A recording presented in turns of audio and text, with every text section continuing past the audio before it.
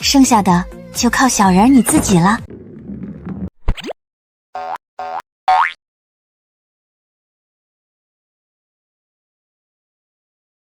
我的鱼缸怎么自己下雪了？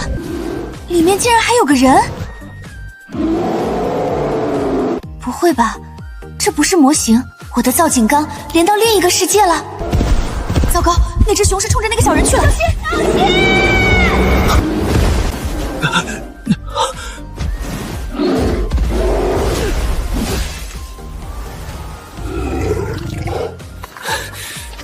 黑熊，难道我顾明轩今日注定要交代在这里了吗？快醒醒啊！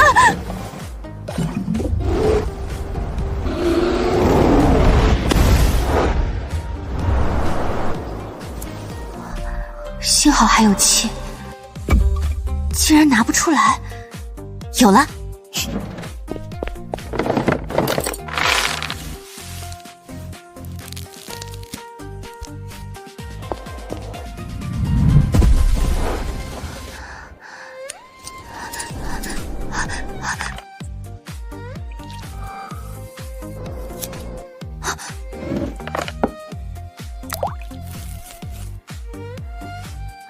剩下的就靠小人儿你自己了。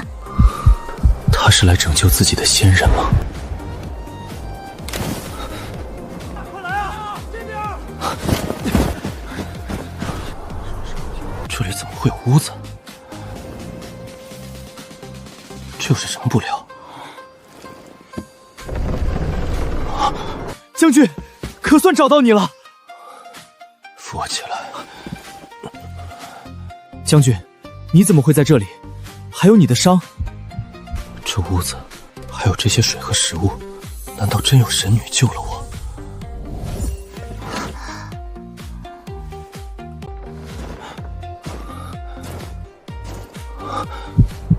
神女原来不是幻觉，而是真的有神女救了自己，而且这神女还亲自上药裹伤。将军，你没事吧？没事，神女在外面，莫要冒犯。神女？神女在哪里？就在天上。什么神女？神女在哪儿呢？多谢神女救命之恩。你能看见我？直视神女天颜，多有冒犯。没关系。你们爱吃这个？别拿隔夜的了，我再给你们弄一块。先把这块放下，神女说要赐下新的。将军不会被熊拍傻了吧？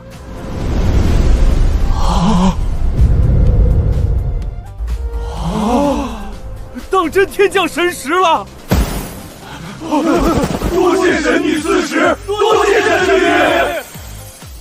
女。愿力值，愿力值是什么？开启跟随视角功能，这是可以用他的视角看造景缸里的世界。你叫什么名字？这是哪里？在下姓顾，草字明轩。这里是大印朝边境乌连山深处，我乃边城守将。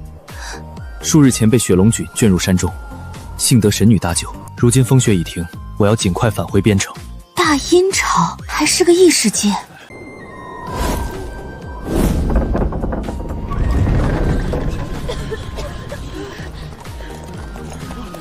是顾将军，顾将军回来了！前几日暴雪，我等被困郊外，多亏将军及时赶到，将我等救了回来。小家小户没有什么好东西，都是自家的心意，请将军一定收下。他们自己已经开始吃野菜度日了吧？将军莫要怪罪，实在是家里只有这些东西了。你快起来，这心意我收下了，我只怪自己没有早做防备，不然也不至于一场雪灾下来，让大伙跟着挨饿。顾明轩，找个地方，我给大家发粮食。诸位，我有一个天大的好消息，顾某有缘，此次竟在山中遇到了神女。神女？什么神女？将军说的什么？我怎么听不懂？大家先随我到校场集合。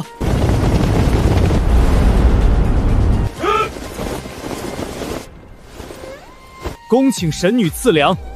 这光天化日的，怎么可能突然有什么神女嘛？我看怕不是顾将军在山里撞了邪。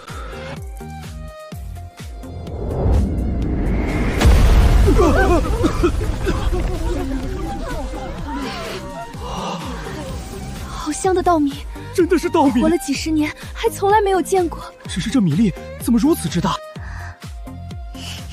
顾明轩，这叫东北大米，你给他们分了吧。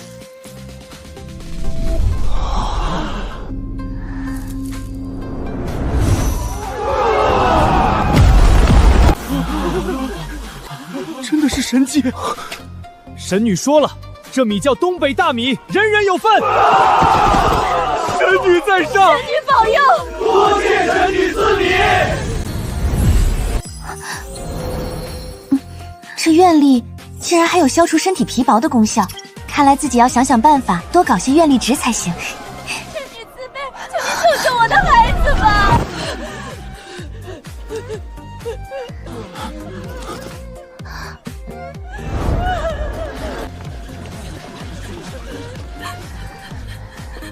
这几日城中医馆未开，将军息怒，我但是这些天病人太多，医馆里的药都卖光了。难受。只要你能救下二牛去性命，民妇愿意下半生当牛做马，侍奉神女。顾明轩，快别让他再磕了，我看看二妞的情况。是。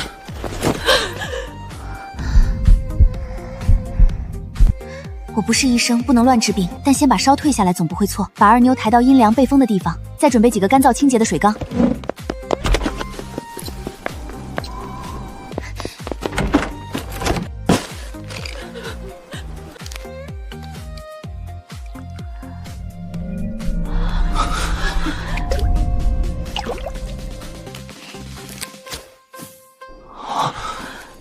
顾明轩，你记清楚，这个液体是退烧的，吃饭用的那种小勺子，一次半勺。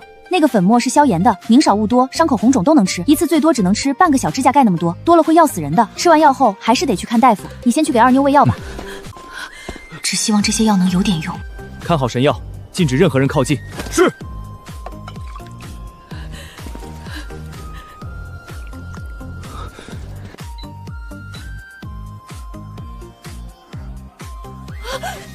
我的二娘儿，吓死娘了！首次获得赤诚愿心，开启取物权限，能拿东西。顾景轩，我想拿点东西，没问题吧？神女请便，只要神女想要，只要我有，皆可奉上。那就多谢你了。还真拿出来了，不过物件在缸里多大，拿出来还是那个尺寸。这么精细的小东西，拿出去卖掉应该能值点钱。几个月不见，手艺精进了这么多。还有边上的油漆磨损，这做旧的工艺太绝了吧！不会是找人手敲的吧？可不就是人手敲出来的吗？一口价8800，叶知秋向你转账5000元。我只是随口一说，他居然不还价的吗？巧了，我就在云兰。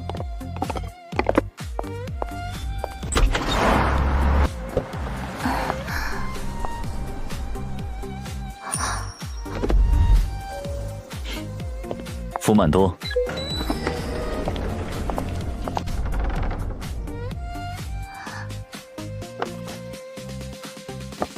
完美。这样的摆件你还有吗？看你要什么样的。还不确定，先加个好友吧。我最近有不少想法，没准稍时要跟你订货。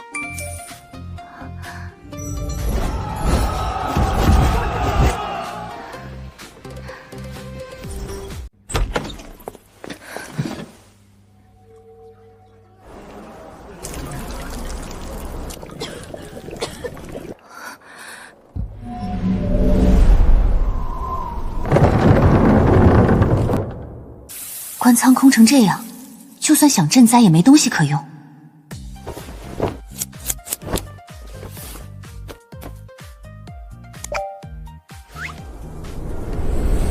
顾明轩，在吗？见过神女。现在城中百姓如何了？神明已经分下去了，半月内不必担心吃喝。有200余人感染风寒，目前安置在医馆中，由大夫负责发放药品。效率还挺高，有他在，物资不怕乱。可是还有什么不妥？怕是外族不日就要前来抢掘，那些城防工事还需要大量人手重新修理。现在边城缺的不是人，是物资和组织。你可想过以工代赈？自是想过，但带人去校场，我有东西给你。只要我在，你就不用担心物资的事。是。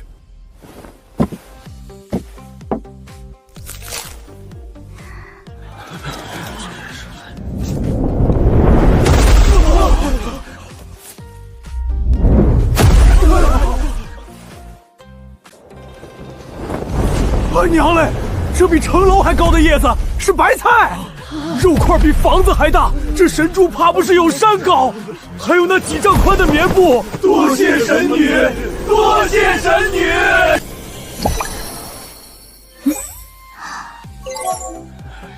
这波愿力值稳了。城内所有人都可以领白菜，老人和妇孺可以额外领些猪肉、布料还有棉花。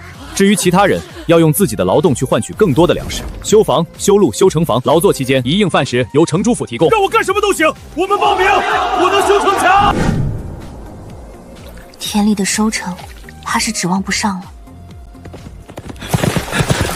快回城报信！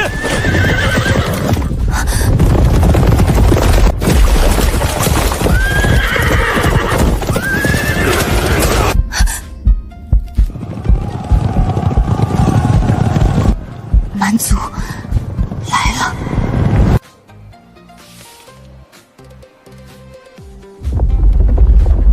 顾明轩，守好北门，蛮族来了！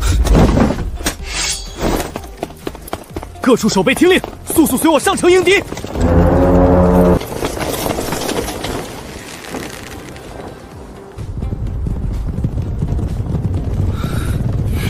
准备！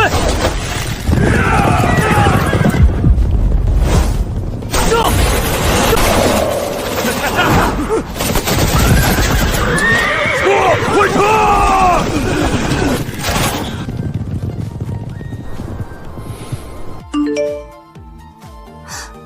这个怎么有点眼熟？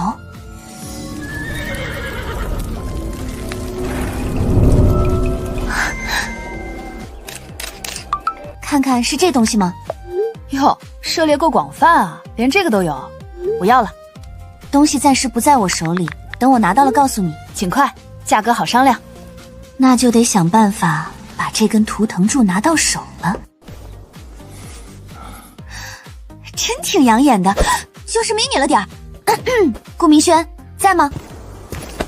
神女有何指示？我帮你打败蛮族，你帮我取样东西怎么样？你要什么？蛮族萨满的图腾柱。蛮族规矩，战士要死在萨满前面。神女要图腾柱，硬要我把这波蛮族彻底留下。好，那你接下去准备怎么打这场战？最好的方法是用远程武器打他们个措手不及，之后外围向内收拢，将他们收割。只是什么？边城只有2具神臂弩和1架投石机，剑也不多了。你等等，老板，有什么小点的玩具适合男孩子玩的？萝卜刀，16种颜色。这个不行，太大了，小人拿不动。磁力枪可以不装子弹，听个响。不装子弹有什么用？那你自己挑吧。老板，这些我全要了，还要一些强力部署板，越粘越好。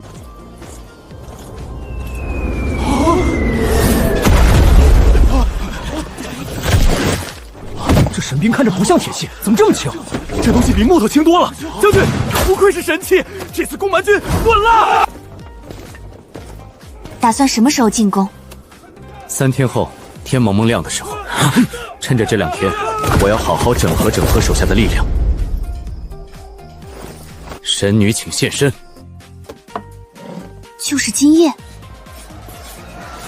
顾明轩，一会儿要是有什么不好解决的对手，我可以帮忙。这股压力，好像在排斥我跟神女的交流。国运战争期间，交互通道将暂时关闭。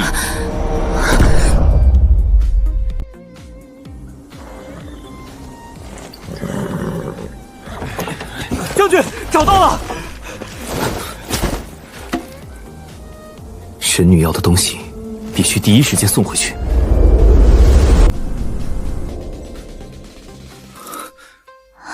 打完了，幸不辱命。这是疗伤药和纱布，先给伤兵用上。神女，这是否是您要的东西？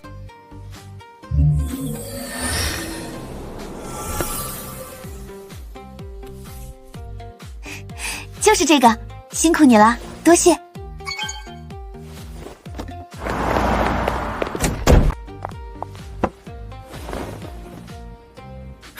这纹路，这包浆，你确定这是微缩摆件？你不是要一族图腾柱吗？太合适了，这东西做的太自然了，不夸张的说，这已经是古董级别的质感了。那你觉得值多少2万，我现在转你。成交。一根图腾柱就值2万，我要发财了！将军回来了，我们赢了，蛮族被打跑了，将军为我！此次大捷，若没有神女赐粮次要神兵，边城撑不到今日，更不可能击退蛮族。多谢神女。房子不修，灾民还是没法安顿。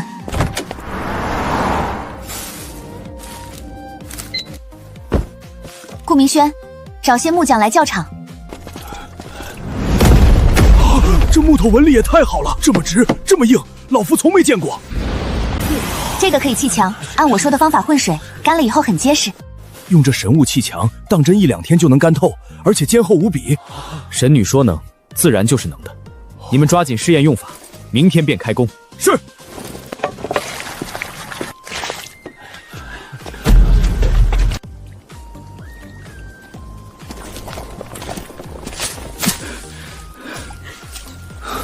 这季还能有几分收成？哪里还有什么几分？粮要种，地要翻，可边城连拉犁的水牛都没有几只。顾明轩，你想要水牛是用来犁地吗？莫非神女知道哪里有水牛？我不知道，但是我有比水牛更好的东西。走啊，老王，再不出门就赶不上了。哎，你们急急忙忙是干嘛去？这你都不知道？神女赐下的大铁牛今天要下地了。大铁牛？可不是，听说比真的水牛还厉害，一会儿就能翻一大片地。同去同去。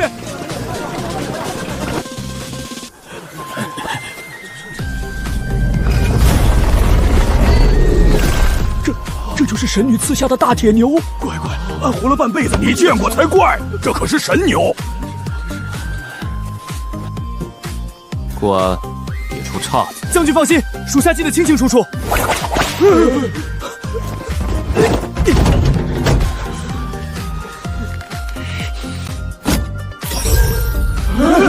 妈呀！神牛睁眼了，它眼睛还会放光。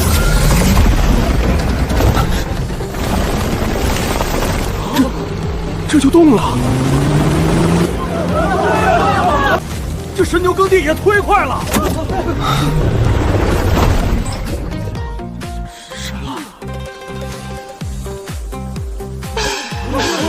乡亲们都来登记啊！先登记的先翻地，抓紧了！神牛能给俺家翻地？当然能，神牛一天能翻上100亩地，全城的地都翻得过来。快给俺记上，俺叫王百岁。要是神牛肯来，俺也去打最好的草料供奉他。神牛可不吃草啊？还有牛不吃草？那它吃啥？吃电。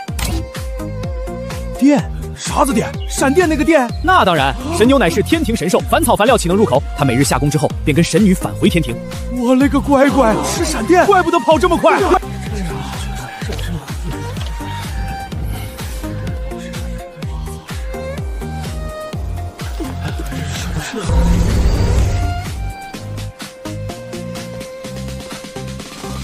大铁牛用的还顺手吗？要不要我再弄一辆？能再有一辆神车来提地，那再好不过了。只不过什么？我有点担心，今年恐怕会大旱。大旱？雪灾前后2个来月，基本没下过雨。那一场白雪虽大，化出来的雪水其实也没多少。要是没有水，就算能犁出万亩黄田，也只能眼看着田地荒在那里。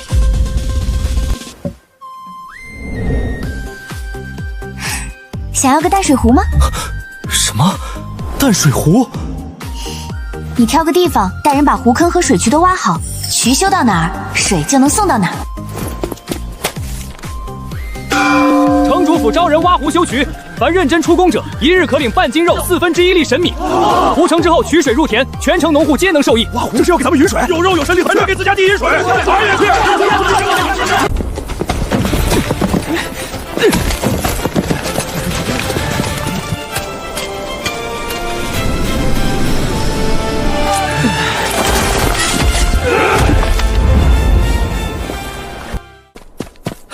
将军，湖坑挖好了，水渠也都通了。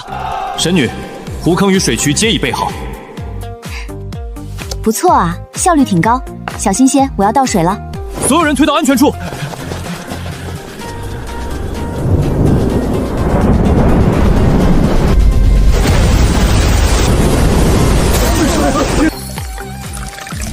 太甜了，有了这水，你就能活了。多谢神女赐水。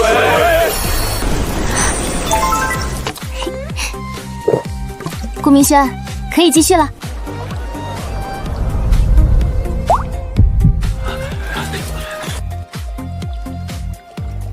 顾明轩，诸位，湖水已成，可以开去云水了。敢问将军，这湖可有名字？既然是神女所赐，从今日起，此湖便名为神女湖。明日城中会建一座神女纪念堂，不是为求神拜鬼，而是让边城后人记住，今日是谁救了这座城。我等冤枉！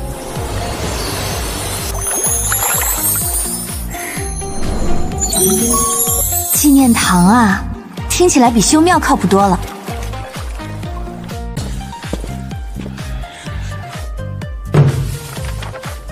吉时已到，感恩离奇。今日边城得存，百姓得安，皆赖神女赐粮、赐水、赐药、赐器。我等立此堂，不为求神问鬼，只为铭记恩德，以昭后人。多谢神女。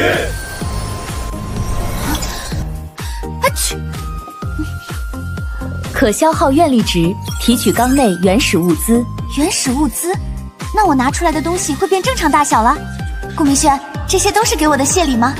没错，这些俱是全城百姓的心意。那我就不客气了。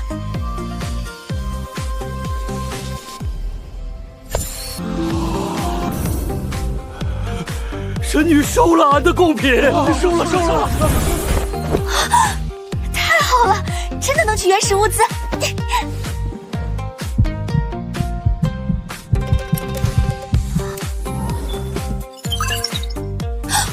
这个盒子这么贵，也太好看了吧！谢谢你的礼物，我很喜欢。他说喜欢，司库里还有几套类似首饰，或许可以让顾安回京取来。只不过以后不要再送这些东西了。谨遵神女之命。我不是那个意思，你别多想。这套首饰太贵重了，让百姓们知道的话，恐怕会让他们误解。毕竟我更希望他们把日子过好，你明白吗？明轩明白。一会儿仪式完成之后，我再送你们点东西。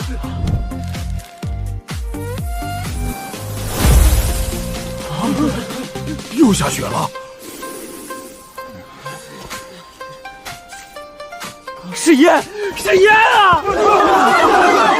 这么白的盐，俺这辈子都没见过。我戴这套首饰应该不算难看吧？顾明轩刚才支支吾吾的，不会是心疼钱了吧？边城要啥没啥，他估计也没多少心想。算了，回头弄点银子给他好了。这些店铺的款式都不太像，这些首饰跟博物馆的藏品倒是很像。我想到了，我接下来的创业方向就做国风饰品，早期可以先做网店，不租店面。但启动成本还是要钱啊，这点钱完全不够啊！真羡慕那些富二代，想创业就创业，亏了就当交学费，怎么看着有点眼熟？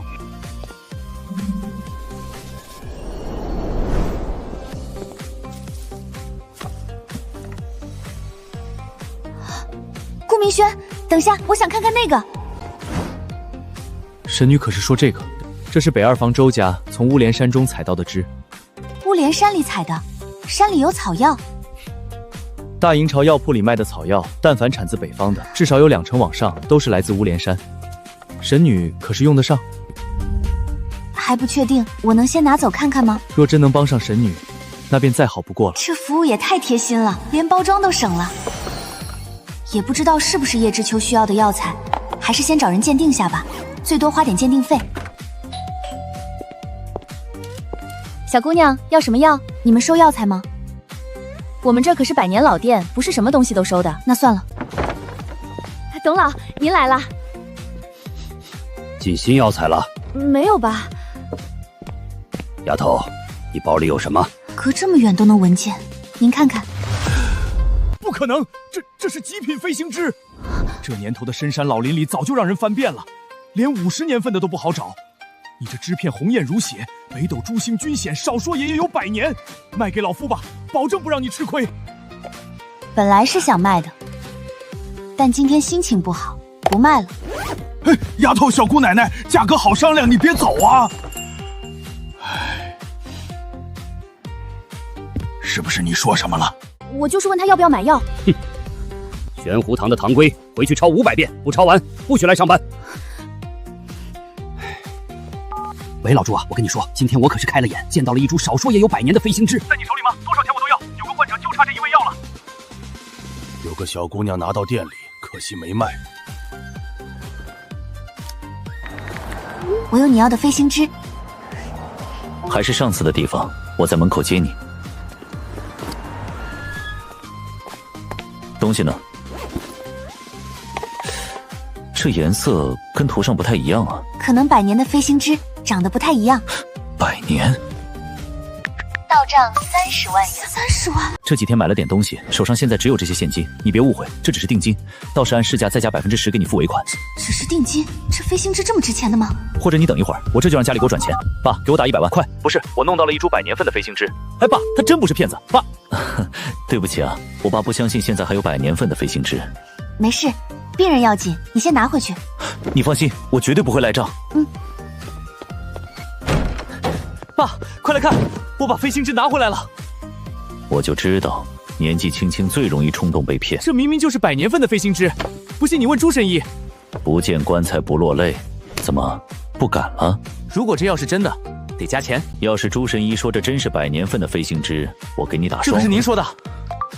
朱叔，我儿子不知道从哪儿弄回来的药，看着跟您给的照片一点都不像，他非说是飞行枝。您给长长眼。确实不是50年的飞行枝。看吧，我就说老子辛辛苦苦挣的钱都给你交学费了。少说也是100年起步，还得是在风水极好的深山里才能养出来的星斗血神枝。当真？半肉饱满艳丽，星点璀璨圆润，而且隐隐成北斗之象。今儿我才听玄湖堂的老董提了一嘴，说有小姑娘带着100年飞行枝上门，没想到啊，老爹，最后能落到你手里。愿赌服输，给钱吧。朱叔，这药给多少钱合适？至少200万，这种灵芝可是千金难寻。给你500万，多的你留着。我先去把药材的尾款结了。我把飞行枝送回家了，想请你请吃顿饭，靠以示感谢。看来对这飞行枝挺满意的，有用就好。不过我最近有点忙，吃饭就不必了。您的账户到账370万元。多少？370万！哥，你再检查一下，是不是转账输错了？多的我这就退给你。我们找专家鉴定过，他说这株灵芝至少200万，还是有市无价。要是真到拍卖场上，400万也不一定拿得下来。你也算是帮了我一个大忙。老板豪爽，改天我请你吃大餐。这下我的创业资金不用愁了。得亏当年上大学的时候去隔壁院系蹭听了1个学期珠宝设计，技多不压身，这不就派上用场了？最近有什么新作品吗？高价售。这几天在忙别的事情，还没来得及弄新作品。你需要什么风格的？吃晚饭了吗？要不出来细聊。好的。感觉你最近挺忙的。对，我想创业，做国风首饰。国风首饰，我能入股吗？什么？所有资金我来出，换49%的股份，其他你来把控，我不干预。你不怕我把钱都亏了？家里本来就给了我一笔钱让我交学费，更何况我相信你的天赋。这就是2代霸总的实力吗？好，我同意。合作愉快。请那个姑娘吃饭了。商业合作，她想创业，我准备入股。这都是小事，那些药材的来源你打听了吗？现在再问，会不会显得我入股另有所图？你奶奶的身体多亏了人家姑娘的药，回头问问她什么时候有空来家里吃顿便饭，也让我们当面表示一下感谢。好，我去问问她。神女这些日子怎么都没来找我？肉食蔬菜、淡水供应都正常，她仍在照看着边城，只是没再见我。被压垮的房子基本都修好了，粮仓的食物也充足，边城总算缓过来了。都这么晚了，还没睡？顾明轩，他并没有不愿见我，几日未见，神女可还好？挺好的。哦，对了，我有2件事想请你帮忙。神女请吩咐。不用那么严肃。第一件事是跟我拿走的飞星枝有关。我记得你说过，边城的采药人不少，麻烦你发个告示，帮我找年份超过100年的药材或者珍稀品种，我按市面价的2倍收购，绝不会让采药人吃亏。对了，你等下。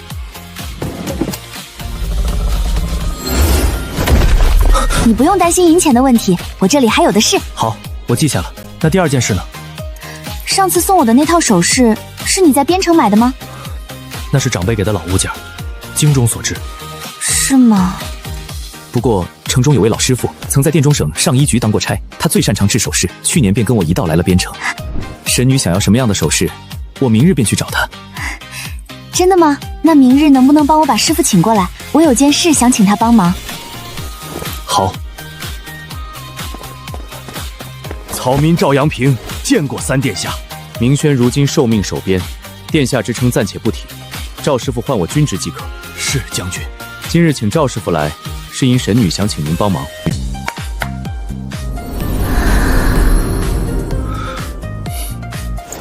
人已经来了。神女，这就是赵阳平赵师傅。帮我问问赵师傅擅长制作什么类型的首饰？发饰、耳饰、颈饰，小老师都做过，其中最擅长步摇与碧波。步摇，太好了！我想请赵师傅帮我设计几款步摇，问问他可愿意。赵阳平愿将此宝石与数10年心血尽皆献于神女。数日前，我那7岁的孙儿不幸染病，幸得神女相救，保下了我赵家唯一的血脉。这些样式都是赵家秘传，若神女不弃，老朽愿不眠不休亲手为神女打造。这也太客气了吧！神女不会让赵师傅白白操劳，她是想请您协助设计打造首饰，日后自会有酬谢。老朽定当竭尽所能。爸，我听说今晚刘家有个慈善晚宴，之前这种场合你不是根本不想去吗？我想去认识些同龄人。同龄人？你们以前不是总让我多交朋友吗？现在我想去了，给不给？给，记得穿体面些，别丢了老叶家的脸。这小子怎么突然想社交了？有问题。今晚你陪知秋一起去，帮我看看他到底想干什么。明白。那边那个金发帅哥是哪家的？好像是南城叶家。之前还以为他不露面是长得不行，没想到是个大帅哥。几位聊聊。好啊，要聊什么？几句话说不清楚，要不去休息室详谈。知秋，可以这么叫你吧？叶知秋，你什么意思？我提前准备了点东西，已经盼了好几天，终于有机会见面了。你找我居然是因为这个？是啊，拜托，真的很重要。算你狠！唉，这么忙，还要去吧，听我的。老板，少爷他带第2姑娘进休息室了，不对，第3个也进去了。什么？给我看着这兔崽子，我马上就过去。老板，少爷已经约第6个姑娘了。叶伯父，你来了。于姑娘，你放心，我一定给你个交代。不用，伯父，你快去看看知秋吧。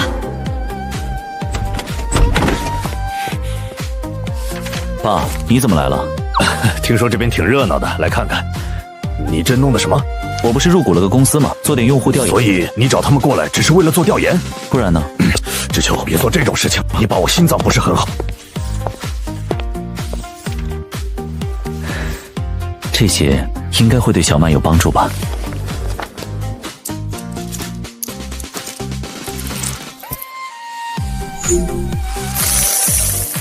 第一批制作还是要麻烦赵师傅。顾明轩，我把原材料给你，顺便帮我问问赵师傅还缺什么。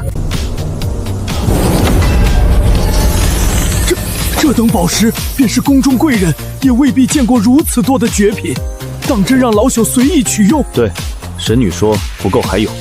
老朽必不负神女所托。有点事情想跟你商量，有空吗？半个月后，云兰有一场拍卖会，客户质量和宣传力度都不错。如果你能拿出合适的首饰，我可以托朋友帮忙送拍。你连目标客群都帮我整理了。参加晚宴的时候顺手做了点调研，这次拍卖会算是一个不错的试水机会。这些资料得花不少时间整理吧？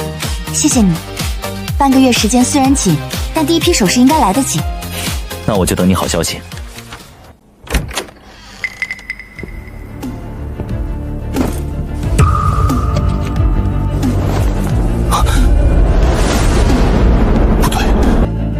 么巧，今天怎么没在处理政务？别喊！造金刚，只要能碰到造金刚，小满，危险！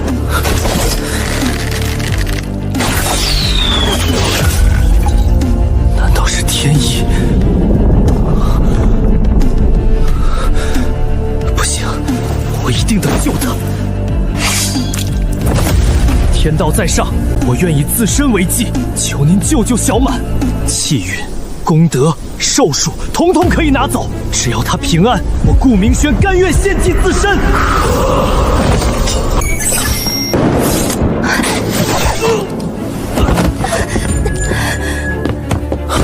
小满，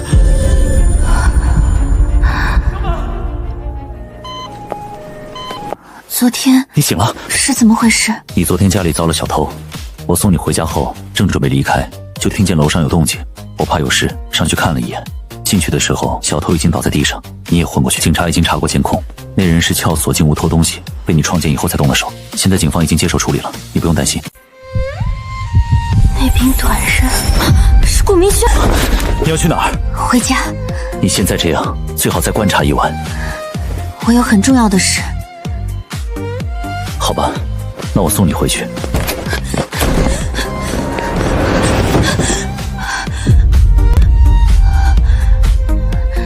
顾明轩，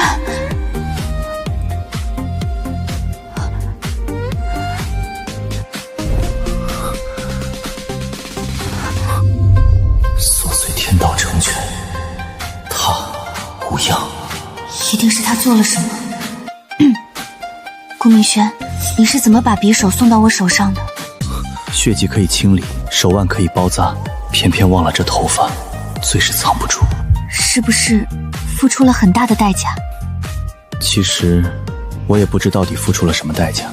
当时看到那黑影缠住你，我情急之下射出一箭，没想到会惊动了此方天道。再之后，我便昏了过去。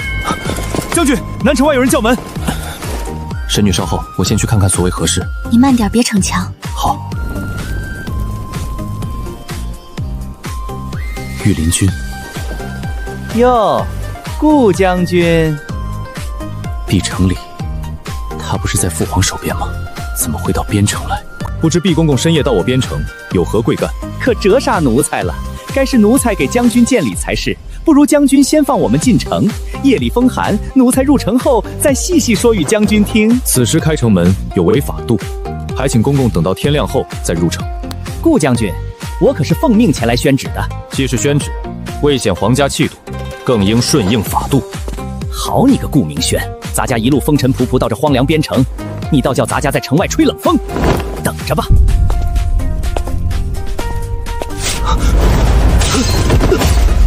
顾明轩，以我的身手，怎么会在这里失足？将军，磕到哪里了？头疼不痛？无妨。将军，像是有人用饭食吊的。以后除非战时，不得在城墙上进食。是。你别拦我！你有本事泼啊！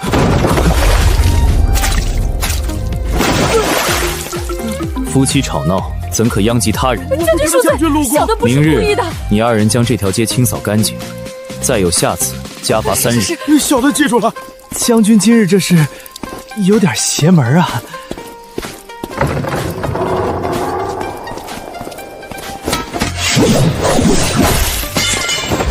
今日为何如此不顺？踩到菜叶，被泼脏水，长枪也断了。等等，这也太倒霉了吧！顾明轩，你不会是跟天道许了什么不该许的东西吧？比如寿命，再比如气运。所以天道拿走的很可能就是他的寿命和气运。这些东西看不见摸不着，就跟愿力值似的。愿力不知道行不行得通，试试看。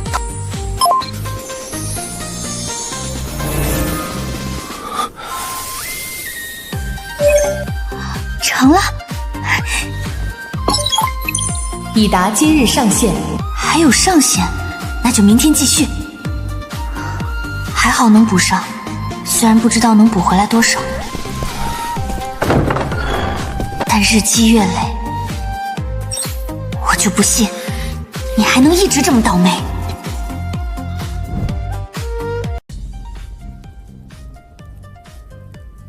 什么？神女？你的脑子是都留在醉红楼了不成？殿下，属下不敢胡言。数月前乌连山大雪，三殿下在山中失踪，后来却平安回城。边城上下都说他是遇到了神女相救。边城穷苦，百姓愚昧，几句怪力乱神的话，也值得你深夜来报。若只是传言，属下怎敢惊扰殿下？可那边城如今确实有半人高的神米，有凭空出现的神狐，还有能一日耕100亩的铁牛，就连前阵子解蛮族之围的兵器，也不是边军旧物。你亲眼见过？属下曾派人混入边城查探，得知绝无虚假。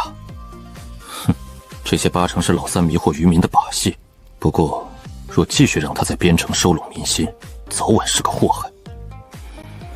你去拟封奏折，只说孤心疼自家弟弟在苦寒之地受罪，请父皇召他回京休整。至于他回京路上若出了什么意外，那便与孤无关了。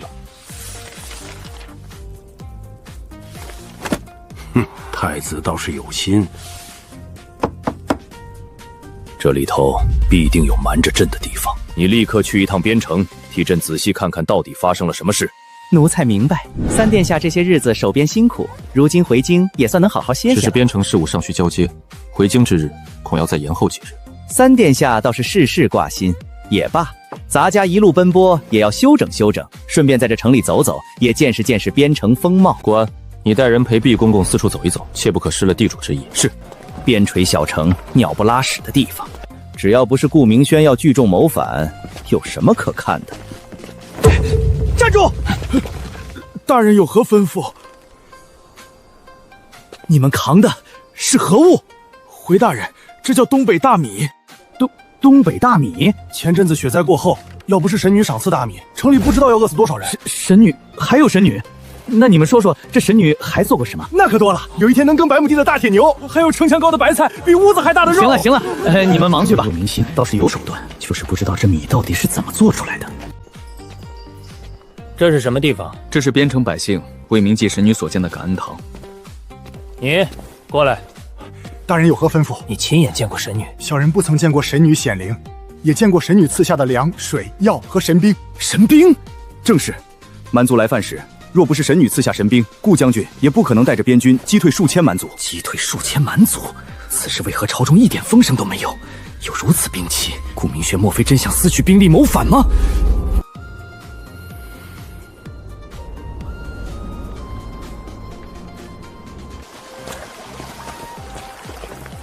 好漂亮的湖水，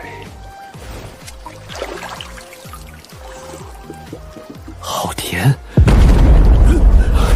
什么动静？这是何动静？这是神牛正在开垦新田，公公可要去看看。这般稀奇之事，自然该去看。烦请顾侍卫带路。什么神牛？八成又是顾明轩弄出来的幌子。这是何物？毕公公，这便是神牛。还真有神牛！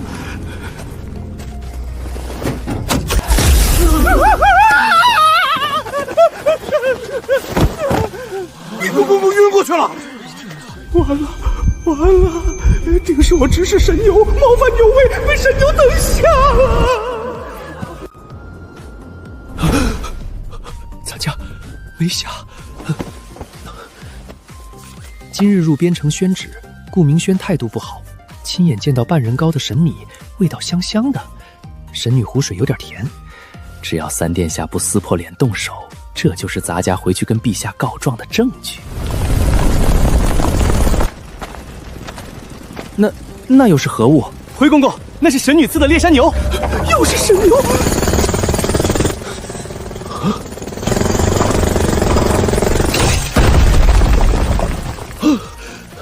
猎山牛，牛角极硬，力气巨大，碎石像砍瓜。这是长臂牛，有万钧之力。一息不到，就搬开了10几个人肩挑手抬的量。长臂牛手大，一把能抓几10筐。边城这些人，当真好命。三殿下，3日已过，也该准备启程了吧？公公莫急，今日全城水渠竣工通水，我已示下要做通渠庆典，全城大宴3日。三殿下倒是爱民如子，边城百姓受灾已久，难得有一件喜事。等大典过后，我与公公一同回京。既如此，咱家就再等3日。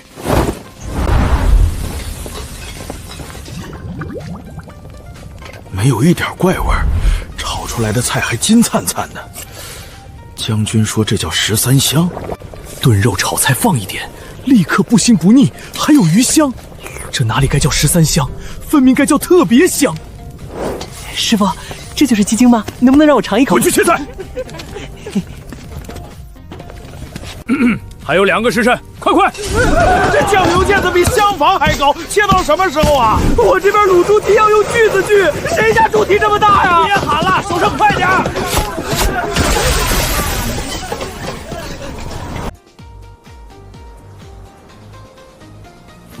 顾明轩，你爱吃什么？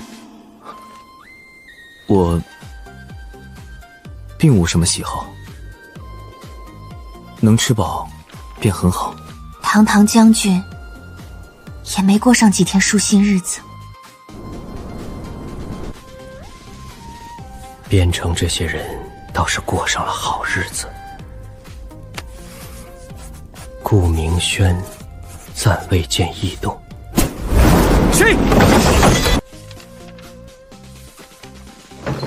将军，如何？将军果然料事如神，今夜确实有人对毕公公下手了。人呢？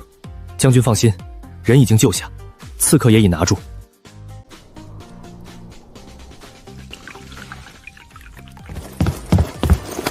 将军，招了。谁的人？太子。太子，我口招供，只要毕公公死在边城，便可栽到将军头上。原来如此，太子根本不是要查神女，也不是要防顾明轩，他是要拿咱家的命给顾明轩扣谋逆的罪名。三殿下救了咱家的命，公公是陛下身边的人，死在边城对我没有好处。殿下倒是坦诚，咱家这条命是殿下救的，太子拿我做棋子，陛下也未必真把我当人。从今往后，奴才愿为三殿下效力。公公是陛下近侍，今日一时惊惧之言，做不得数。殿下若不信，可看这个。还有一道圣旨，陛下这次给了咱家2道圣旨，若边城无事，便用这道圣旨斥责殿下守边无能，罚俸不必召回；若边城有变动，便用先前那道圣旨，令殿下即刻回京。也就是说，不管边城有没有事，陛下都另有安排。边城无事，殿下便继续留在这里，给京中几位皇子当一把悬着的刀。边城若有事，殿下就会被召回城，与太子他们斗得你死我活。至于咱家，不过是送刀的人。公公想要什么？咱家想要活命。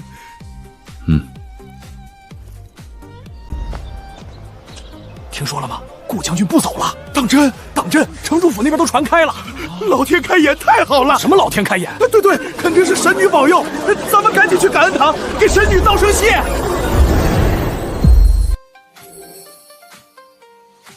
奇怪了，是有什么大事吗？怎么突然给我送那么多愿力？对了，顾明轩，你什么时候出发？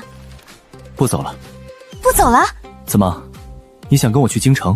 不是，之前我本来想给边城做个发展方案，结果你说要走了，现在既然不走了，咱们把边城好好规划一下吧。好。民以食为天，第一件事肯定还是农业。现在新田开的还不够多，但有遥控汽车在，再多开1倍新田也不是问题。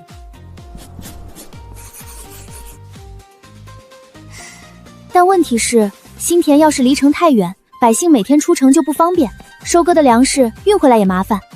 还有乌连山，山里的草药、木材、兽皮，这些都是资源，可光靠采药人肩挑手提，根本运不了多少。所以，要想富，先修路。我明白了。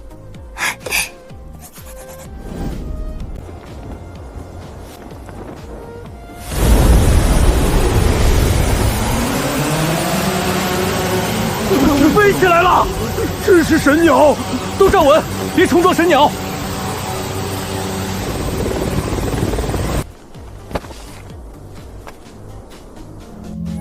顾明轩，你看，这是，原来从天上看，边城竟是这般模样。这神鸟能飞到草原吗？飞不了那么远，最多从边城飞到乌梁山脚下，再远画面就不稳定了。可惜。不过以后你要是亲自去草原，我可以陪你，到时候人在附近，应该就能用。你愿意陪我去草原？我是说，帮你侦察地形。好。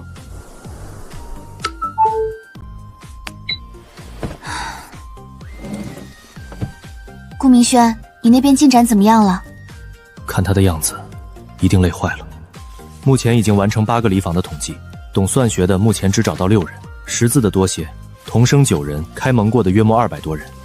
边城苦旱，全城数万人，竟连一个秀才都没有。比我想的还难，几乎是全员文盲。看来最近你那些亲卫都得忙起来了。其实城里还有一个人可用。谁？在东边。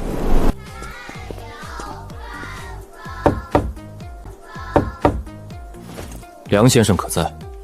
你们继续读书。顾将军，恕在下失礼，将军里边请。招待不周，还请将军见谅。不知将军到此寒舍，有何贵干？梁先生觉得现在的边城如何？尚可。尚可。将军不乱收税，神女赐衣赐食，蛮族也不敢来犯，于百姓而言已是难得。饱食足衣只是看客，无根之木而已。如今边城人人能吃上饭，穿上棉衣，可若有一日神女收回恩赐，边城很快便会被打回原形。先生可愿助我，让这棵无根之木生根发芽？将军所谓生根发芽，究竟何意？让边城长出自己的根骨，自给自足，如此吾等也不必再拖累神明。拖累神明，这顾明轩还真会说。我想让边城百姓不靠神女赐粮，也能吃饱穿暖，让这座荒凉边城成为大晕西北第1城。将军所言，亦是梁某所念。只是书院这边，先生先看看这个，是否用得上？